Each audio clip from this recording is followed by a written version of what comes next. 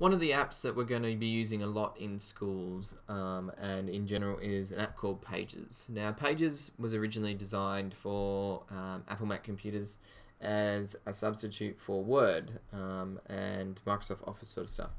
And it's still available on both today. And if you have a look, we've got Pages here, and it's the same one as you would get on a Mac computer.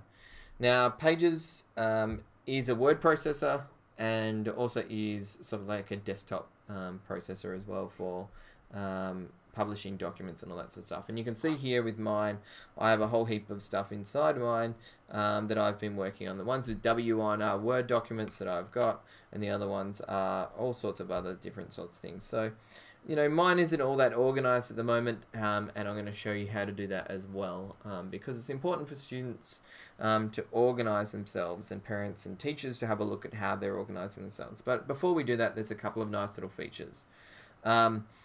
It's important to know that you can create a new document just like you would on anything else. So if I was creating a letter or a proposal or say this syllabus, then there's templates already set up. I would just tap it, and just like any other word processor, and this is where it's important when people say they're not creation devices, they can be.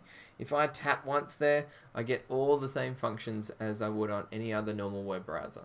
Any other app to do with word processing. I can delete these here and put these in. I can change the boldness.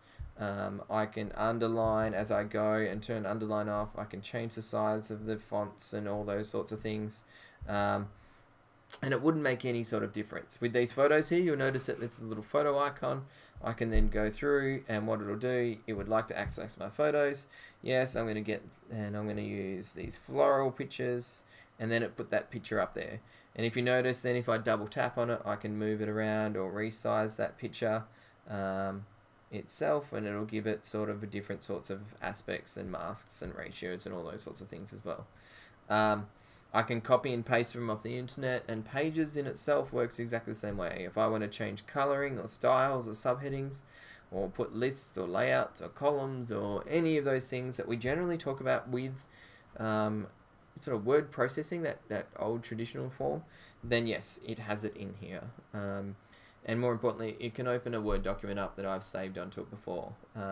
So Pages sort of is the first sort of step in sort of moving between existing media, such as Word documents, and moving towards other sorts of media and being able to use them.